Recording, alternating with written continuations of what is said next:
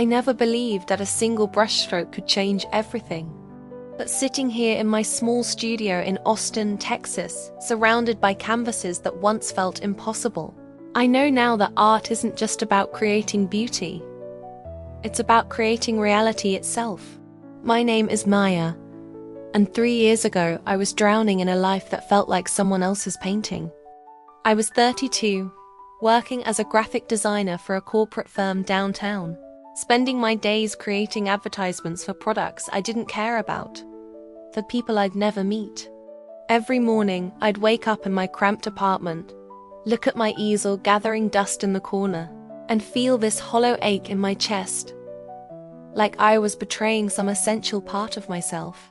The worst part wasn't the unfulfilling job or the financial stress. It was the silence. The complete absence of the voice that used to whisper creative ideas to me when I was younger. I felt like I'd lost my connection to something sacred, something that made me me. But what I'm about to share with you changed everything. It's about how I discovered that art isn't just self-expression. It's manifestation in its purest form. It's about how I learned to paint my reality into existence, one intentional stroke at a time. It was a Tuesday in March when everything fell apart. I remember because it was raining, that soft Austin drizzle that makes everything look grey and muted. I'd just been passed over for a promotion I'd been working toward for 2 years. My boss, a man who wore the same beige tie every day, called me into his office and delivered the news with all the emotion of someone reading a grocery list. "We've decided to go with someone with more traditional experience," he said, not even looking up from his computer screen. I sat there, feeling my chest tighten, watching the rain streak down his office window. Traditional experience. Code for you're too creative, too different, too much. I'd been dimming my light for so long, trying to fit into their beige world, and it still wasn't enough. That night, I came home to my apartment and just broke. I mean really broke. I sat on my kitchen floor, still in my work clothes, and cried until my eyes were swollen and my throat was raw. I felt like I was disappearing, becoming invisible even to myself. That's when I saw it. My old easel in the corner, covered with a sheet like a ghost. I hadn't painted in over 2 years. I told myself I was too busy, too tired, too practical for such frivolous pursuits. But sitting there on that cold tile floor, I realized I wasn't too busy. I was too afraid. Afraid of wanting something I couldn't have. Afraid of dreaming too big. Afraid of failing at the one thing that had always felt like home. The next morning, I called in sick. For the first time in my adult life, I lied to stay home and do something just for me. I pulled that sheet off my easel like I was unveiling a monument, and the smell hit me immediately. That mix of dried paint and possibility that I'd forgotten I loved so much. My hands were shaking as I squeezed paint onto my palette. Ultramarine blue, cadmium yellow, burnt sienna. Colors that felt like old friends I'd abandoned. I didn't have a plan. I didn't have a vision. I just needed to feel connected to something real again. I started with blue. Just blue. Long, flowing strokes across the white canvas. And something incredible happened. For the first time in months, maybe years, my mind went quiet. Not empty, but peaceful. Like I'd found a frequency I'd been searching for without realizing it. As I painted, memories started flooding back. I remembered being 8 years old, sitting in my grandmother's kitchen in San Antonio, painting watercolor flowers while she made tamales. She used to say, "Mia, when you paint, you're talking to God. Make sure you have something beautiful to say." I painted for 6 hours straight that day. When I finally stepped back, I had created something I couldn't quite name. An abstract piece that looked like a storm clearing, like light breaking through darkness. It wasn't technically perfect, but it was alive. It was honest. It was mine. That night, I did something I hadn't done in years. I researched art classes, not corporate design workshops or professional development seminars, but real art classes. Classes where people came to explore, to experiment, to remember what it felt like to create without judgment. I found a small studio called Sacred Arts in East Austin, run by a woman named Elena who had the most remarkable silver hair and paint-stained fingers. The space was everything my corporate office wasn't: warm, chaotic, alive with color and possibility. Canvases lined the walls, some finished, some abandoned, all telling stories. Elena taught what she called intuitive creation, a practice that blended art with meditation, intention, and what she described as conscious manifestation. I was skeptical at first. I'd heard of the law of attraction, but it always seemed too simplistic, too good to be true. But Elena explained it differently. Every time you create, she said during my first class, you're practicing manifestation. You're taking something that exists only in your imagination and bringing it into physical reality. You're literally creating something from nothing. That's not just art, that's magic. She taught us to begin each session with intention. Not just, I want to paint something pretty, but deeper intentions. What do we want to feel? What do we want to call into our lives? What reality do we want to create? I started small. My first intention was simple. I want to remember who I am. I painted with that intention for weeks, creating piece after piece that seemed to excavate buried parts of myself. Bold reds that reminded me of my passion. Soft greens that felt like growth. Swirling purples that looked like dreams taking shape. Elena introduced us to what she called the artist's manifestation practice. Every morning, before I even had coffee, I would sit with my paints and set an intention for the day. Not just for my art, but for my life. Then I would paint that intention, sometimes literally, sometimes abstractly, always with complete focus and emotional investment. If I wanted more abundance, I painted golden spirals and flowing rivers of yellow and orange. If I wanted love, I painted hearts that weren't cheesy Valentine's hearts, but organic, flowing forms that felt like the actual feeling of love in my chest. If I wanted clarity, I painted clean lines and bright whites cutting through muddy colors. The key, Elena taught us, was to paint with feeling, not just with our hands. Your emotions are your paintbrush, she would say. Your beliefs are your palette. Your imagination is your canvas. Paint the reality you want to live in. I started keeping what I called my manifestation art journal, a visual record of my intentions and the paintings they inspired. Looking back at those early pages now, I can see the evolution so clearly. The colors got brighter, the forms got bolder, the energy got stronger, but the real magic wasn't happening on the canvas. It was happening in my life.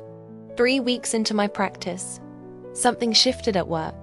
I was still at the same job, still in the same beige cubicle, but I felt different. More grounded, more myself. I started wearing colors again. A red scarf here, a purple blouse there. Small rebellions that felt like victories. My co-workers noticed. You seem different, my cubicle neighbor Sarah said one afternoon. Happier. More ... I don't know. More you. I started bringing small sketches to work, drawing during my lunch breaks instead of scrolling through my phone. Nothing elaborate, just quick studies of the trees outside our building, the interesting shadows on the wall, the way the light hit my coffee cup. These tiny creative moments felt like breathing exercises for my soul. But the biggest shift was internal. I started believing in possibility again. Not in some vague, wishful thinking way, but in a deep, cellular way.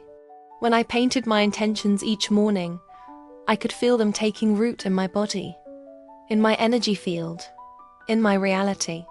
I painted a piece I called New Opportunities, A canvas full of doorways and windows, all slightly open, all glowing with warm light.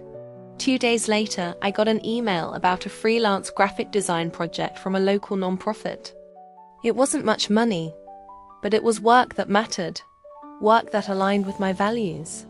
I painted another piece called Creative Community, figures dancing together in swirls of color, connected by flowing lines of light. The next week, I met 3 other artists at Elena's studio who became some of my closest friends. We started meeting for coffee, sharing our work, supporting each other's creative journeys. But it wasn't all smooth sailing. About 2 months into my practice, I hit what Elena called the resistance wall. Suddenly, every painting felt forced. Every intention felt hollow. I started doubting everything: the practice, the philosophy, myself. I remember one particularly difficult morning when I sat in front of my easel for an hour and couldn't make a single mark. My intention that day was, I am worthy of creative success. But the words felt like lies in my mouth. Who was I kidding? I was a corporate drone playing with paints, not a real artist. I wasn't worthy of anything. I called Elena in tears. I think I'm fooling myself, I told her. Maybe this is all just wishful thinking. Maybe I'm not meant to be an artist. Elena was quiet for a long moment. Then she said something that changed everything. Maya, resistance isn't a sign that you're on the wrong path. It's a sign that you're getting close to something that matters. Your ego is scared because it knows you're about to outgrow it. She invited me to paint my resistance. Don't fight it, she said. Paint it. Give it form. Let it speak. So I did. I created what I now call my shadow series. Dark, chaotic paintings full of fear and doubt and self-criticism. I painted my inner critic as a grey, looming figure. I painted my fear of failure as a black hole trying to swallow everything bright. I painted my imposter syndrome as a mask covering my true face. And something incredible happened. By giving form to my fears, they lost their power over me. They became just paint on canvas instead of invisible forces controlling my life. I could see them, which meant I could choose whether to believe them. The breakthrough came in month 4, and it happened in the most unexpected way. I was working on a painting I called Abundance Flow, a piece full of golden spirals and flowing forms that represented financial freedom and creative fulfillment. I'd been struggling with money, still trapped in my corporate job, wondering if I'd ever be able to support myself as an artist. As I painted, I fell into what Elena called the flow state. That magical space where time disappears and you become one with your creation. I was so absorbed in the painting that I didn't hear my phone ringing. When I finally checked it hours later, I had 3 missed calls from an unknown number. It was a gallery owner from downtown Austin. Someone had seen photos of my work on Instagram. I'd started sharing my paintings online, despite my fears, and wanted to include one of my pieces in a group show. Not only that, but they were interested in purchasing the piece. I sat there staring at my phone, paint still wet on my hands, and felt the universe wink at me. I had literally been painting abundance while abundance was trying to reach me. The synchronicity was so perfect, so precisely timed, that I couldn't dismiss it as coincidence. This was manifestation in action. This was the universe responding to my creative intentions. After that first sale, things began accelerating in ways that felt both magical and completely natural. I started getting more freelance projects, all from clients who valued creativity and authenticity. I began teaching art workshops at Elena's studio, sharing what I'd learned about intention-based creation. But the most profound change was internal. I stopped seeing myself as someone who painted, and started seeing myself as an artist. Not because of external validation, but because I finally understood that being an artist isn't about what you sell or where you show. It's about how you see the world, and your willingness to translate that vision into form. I developed what I called my daily creation ritual. Every morning I would, first, sit quietly and connect with my breath, feeling my feet on the ground and my heart in my chest. Then, I would ask myself, what wants to be created through me today? Not what I thought I should create, but what wanted to emerge. I would set a clear intention, feeling it in my body, not just thinking it in my head. Finally, I would paint that intention, letting my hands move without overthinking, trusting the process completely. This practice became my prayer, my meditation, my manifestation method all rolled into one. And the results were undeniable. 6 months after that first desperate painting session on my kitchen floor, I walked into my boss's office and gave my 2 weeks' notice.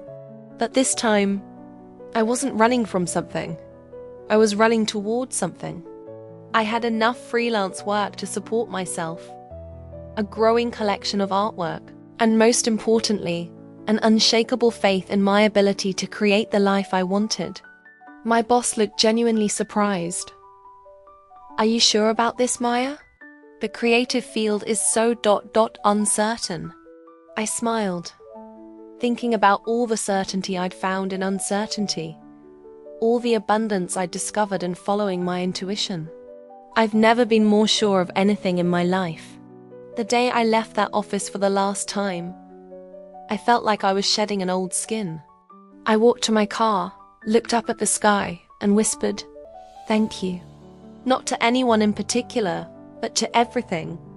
To the universe, to my grandmother's spirit, to the part of me that never stopped believing, even when I forgot how to listen. Today, I work from a bright studio space in East Austin, surrounded by paintings that tell the story of my transformation. I make my living as an artist, not just selling paintings, but teaching workshops, creating custom pieces, and helping other people discover their own creative manifestation practice. But the real success isn't financial. It's the feeling I have when I wake up each morning, excited about the day ahead, connected to my purpose, aligned with who I really am. It's the way my life feels like my own creation now, instead of something that's happening to me. I still paint my intentions every morning. Not because I have to, but because I love to. Because I've learned that creation is the most natural thing in the world. And manifestation isn't some mystical concept. It's simply the process of bringing our inner world into outer form. Last week, a woman named Jennifer came to one of my workshops. She reminded me so much of myself 3 years ago. Talented, creative, but completely disconnected from her own power. She was working in marketing, feeling lost and invisible, convinced that her creative dreams were impractical fantasies. I handed her a paintbrush and said the same thing Elena had said to me. When you create, you're practicing manifestation. You're taking something that exists only in your imagination and bringing it into physical reality. That's not just art. That's magic. I watched her face light up as she made her first intentional brushstroke, and I knew the cycle was beginning again. Another soul was remembering who she really was. What I've learned through this journey is that the law of attraction isn't about positive thinking or visualization techniques, though those can be helpful. It's about alignment. It's about becoming so clear about who you are and what you want that your entire being becomes a magnet for those experiences. Art taught me that manifestation is a creative act. When we paint, we start with a blank canvas and create something that didn't exist before. When we manifest, we start with empty space and create experiences that didn't exist before. The process is identical. Intention, focus, emotional investment, and trust in the outcome. But here's the secret that no one talks about. The real magic isn't in getting what you want. It's in becoming who you need to be to create what you want. Every painting I created changed me. Every intention I set stretched me. Every color I mixed taught me something new about possibility. I'm not the same person who sat crying on that kitchen floor 3 years ago. That woman was afraid of her own power, convinced that dreams were for other people, disconnected from her own creative source. The woman I am now knows that she is the artist of her own life, that every day is a blank canvas, and that the universe is always ready to co-create with anyone brave enough to pick up the brush. If you're listening to this and feeling that familiar ache, that sense that you're living someone else's life, that you've lost connection to your own creative power, I want you to know that it's not too late. It's never too late to remember who you are. You don't have to be a painter. Your medium might be music, writing, cooking, gardening, or something I've never even thought of. The specific form doesn't matter. What matters is that you start creating with intention, that you begin to see yourself as the artist of your own reality. Start small. Set one intention tomorrow morning. It could be as simple as, I want to feel more joy today, or I want to attract one beautiful moment. Then do something creative with that intention. Draw it, sing it, dance it, write it, whatever feels natural to you. Pay attention to what happens. Notice the synchronicities, the unexpected opportunities, the way your energy shifts when you're aligned with your creative power. Trust the process, even when it doesn't make logical sense. And remember, you're not trying to force the universe to give you what you want. You're aligning yourself with what wants to emerge through you. You're becoming a clear channel for your own highest potential. The canvas of your life is waiting. The paints are ready. The only question is, what reality do you want to create? 3 years ago, I thought I was broken. I thought I'd lost something essential, something that made life worth living. But I wasn't broken. I was just disconnected. Disconnected from my creativity, from my power, from my own ability to shape my reality. Art brought me home to myself.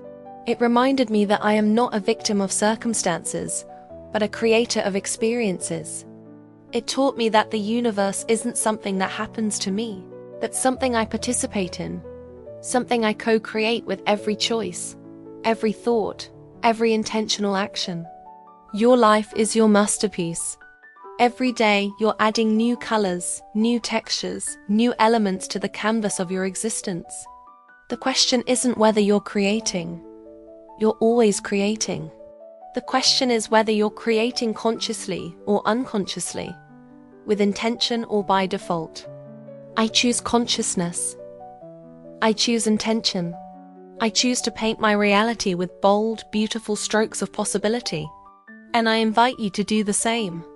If this story touched something deep inside you, if you felt that spark of recognition, that whisper of, yes, this is possible for me too, I want to hear from you. Comment below with the words, I am ready to create, and tell me what reality you want to paint into existence. Your intention matters. Your dreams matter. You matter. And if you believe, like I do, that we are all artists of our own reality, please hit that like button and subscribe for more stories of transformation and possibility. Share this with someone who needs to remember their own creative power. The universe is always listening. The canvas is always ready. The only question is, what will you create today?